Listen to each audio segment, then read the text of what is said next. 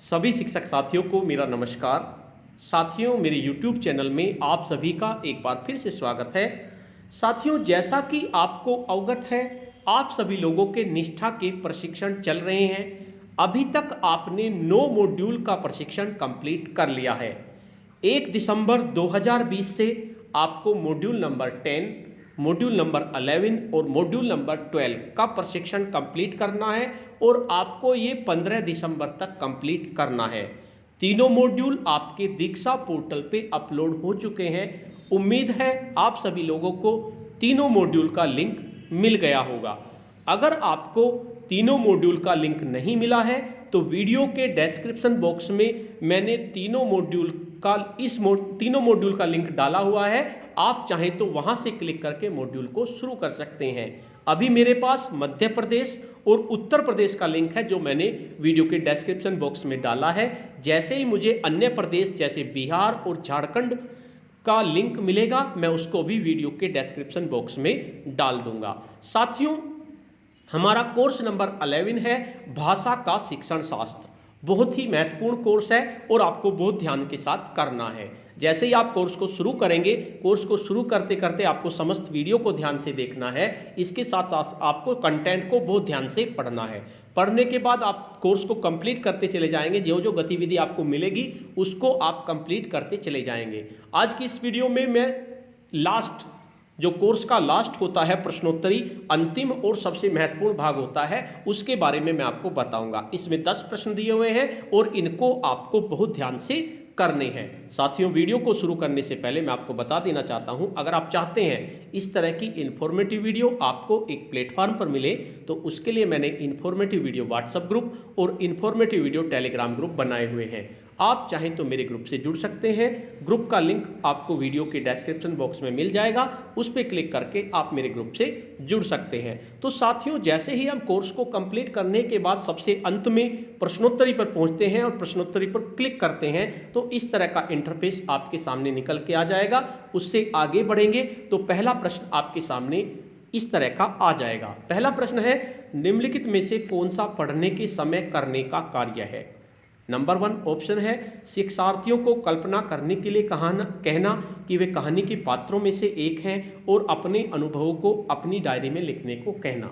दूसरा है, शिक्षक का पाठकों के विचारों के बारे में शिक्षार्थियों के साथ एक संपूर्ण कक्षा गतिविधि के रूप में चर्चा करना। तीसरा है, कक्षा को 4 या 2 के समूह में विभाजित करना और पाठ को बारी बारी से पढ़वाना। शिक्षक बच्चों को समझ के साथ पाठ को डिकोड यानी व्याख्या करने को कहना।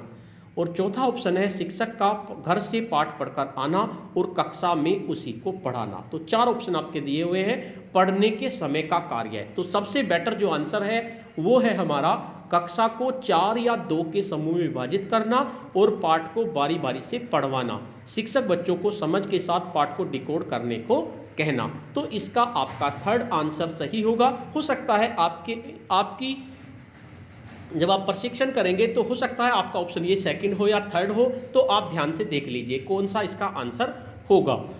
उसके बाद आगे बढ़ेंगे। दूसरा प्रश्न हमारे सामने है, एक पूर्व पठन कार्य का उद्देश्य है। 4 ऑप्शन दिए हुए हैं, पाठ के लेखक और पढ़े जाने वाले नए शब्दों के बारे में बात करके नए पाठ की शुरुआत करना। दूसरा ऑप्शन है, पाठ के विचारों के साथ सीखने वाले के पिछले अनुभव और ज्ञान को जोड़ना। तीसरा है आपका, शिक्षार्थियों से उनके पिछले ज्ञान के बारे में बात करना। कठिन शब्दों को खोजने के लिए शिक्षार्थियों को स्वयं पढ़ने के लिए कहना। तो 4 ऑप्शन दिए हुए हैं। तो पठन पूर्व कार्य का उद्देश्य जो होगा वो आपका यही होगा कि जो पिछला अनुभव और ज्ञान है उसके साथ जोड़ना है। यानी कि इसका दूसरा आंसर है, पाठ के विचारों के साथ सीखने वाले के पिछले अनुभव और ज्ञान को जोड़ना। इस पे आप क्लिक कर देंगे। उसके बाद आगे बढ़ेंगे।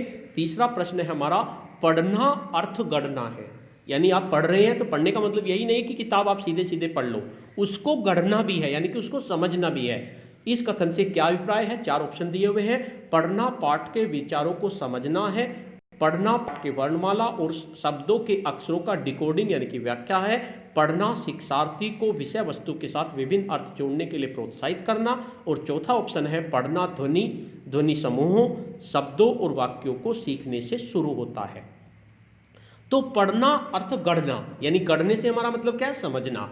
यानी कि इसका आंसर हमारा यही होगा, पढ़ना पाठ के विचारों को समझना है। तो इस पे आप क्लिक कर देंगे। उसके बाद नेक्स्ट प्रश्न है, वर्तमान भाषा सीखने के नजरिए से निम्नलिखित में से कौन सा सच है या है। यानी वर्तमान में जो आपका चल रहा है, इसमें अगर आप भाषा सीख रहा है कोई बच्चा, तो कौन सा सही है। तो इसमें अभी आंसर आपका नहीं आएगा, क्योंकि इसमें बराबर में एरो का निशान है। यहाँ पे आप क्लिक करेंगे तो आपके सामने पूरा प्रश्न खुल के इस तरह से आ जाएगा।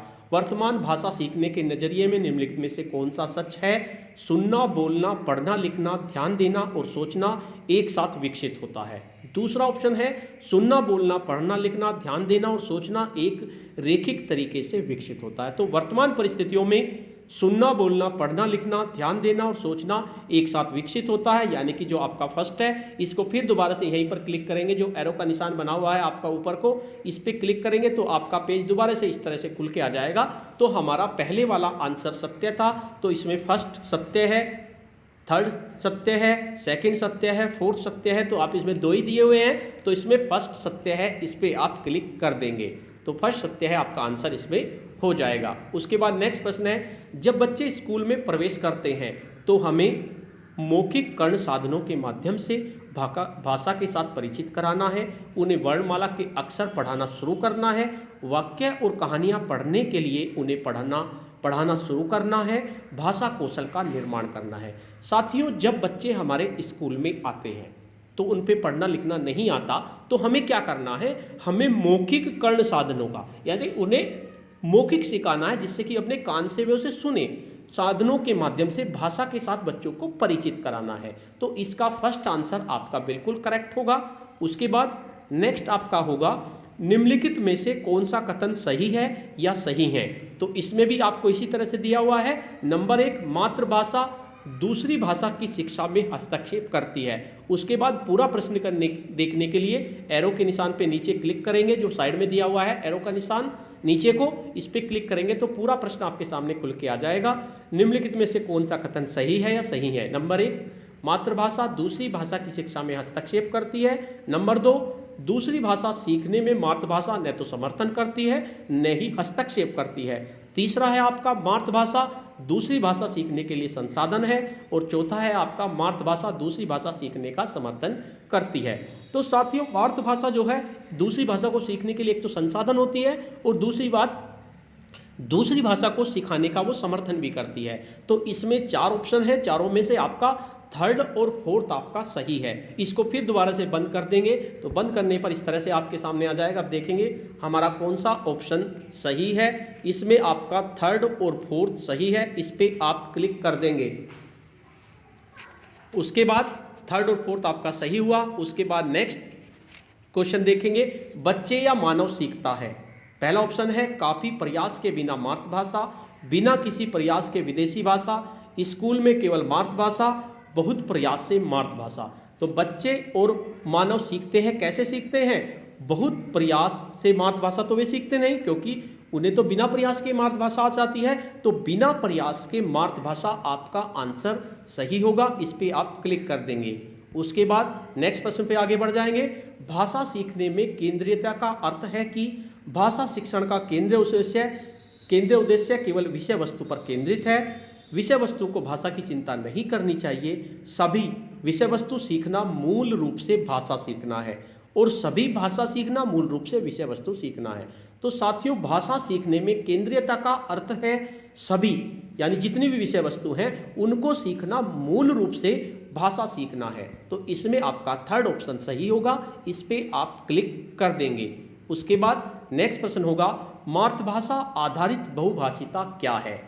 4 ऑप्शन दिए हुए हैं। सभी बच्चे सीखने के प्रारंभिक वर्षों के दौरान अधिक से अधिक भाषाएं सीखते हैं। स्कूल में सभी बच्चे केवल एक ही भाषा और अंग्रेजी सीखते हैं। सभी बच्चे अपनी मातृभाषा में स्कूली शिक्षा शुरू करते हैं और कई भाषाओं को जोड़ते हुए आगे बढ़ते हैं। और नेक्स्ट है आपका, सभी बच्चे राज्य भाषा के माध्यम से सीखते हैं। तो साथियों, मातृभाषा आधारित बहुभाषिता का हमारा मतलब है कि सभी बच्चे अपनी मातृभाषा में स्कूली शिक्षा को शुरू करते हैं और कई भाषाओं को उसमें जोड़ते चले जाते हैं और आगे बढ़ते चले जाते हैं। तो इसका आपका थर्ड आंसर बिल्कुल सही होगा, इस पे आप क्लिक कर देंगे।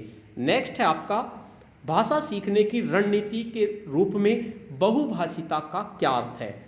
ऑप्शन दिए हुए हैं। त्रिभाषा सूत्र को लागू करना, कई भाषाओं का सीखना, सिखाना और शिक्षण, माध्यम और आकलन के रूप में एक ही भाषा में विषय वस्तु सीखना, और कक्षा में शिक्षण अधिगम के लिए बच्चों की भाषा का उपयोग करना। तो भाषा सीखने की रणनीति बहुभाषिता का मतलब हमारा यह है कि हमारे पे हमारी भाषा तो आती है, लेकिन हमें बच्चों की भाषा का उपयोग करना पड़ेगा उन्हें सिखाने के लिए। तो इसका फोर्थ आंसर है कक्षा में शिक्षण अधिगम के लिए बच्चों की भाषा का उपयोग करना। ये उपयुक्त आंसर होगा, इस पे हम क्लिक कर देंगे। उसके बाद अब आपके 10 क्वेश्चन कंप्लीट हो जाएंगे। जैसे आप क्लिक करेंगे तो आपके सामने आ जाएगा total question 10, question answer 10, question skipped 0। तो उसके बाद आप सबमिट के ऑप्शन पे क्लिक कर देंगे। जैसे ही आप सबमिट के ऑप्शन पे क्लिक करेंगे तो आपका स्कोर 10 आउट ऑफ 10 हो जाएगा। तो साथियों, इस तरह से ये आपका कोर्स नंबर 11 भाषा का शिक्षण शास्त्र कंप्लीट हुआ। काफ़ी महत्वपूर्ण कोर्स था। तो साथियों, अगर आपको ये वीडियो अच्छी लगी तो इस वीडियो को लाइक कीजिए, शेयर कीजिए और वीडियो पे कमेंट्स कीजिए। और अगर आप मेरे चैनल पे नए हैं, पहली बार चैनल को विजिट कर रहे हैं, तो चैनल को सब्सक्राइब कर लीजिए और बेल के आइकन को प्रेस कर दीजिए, जिससे कि आपको नेक्स्ट वीडियो का नोटिफिकेशन मिल सके। धन्यवाद।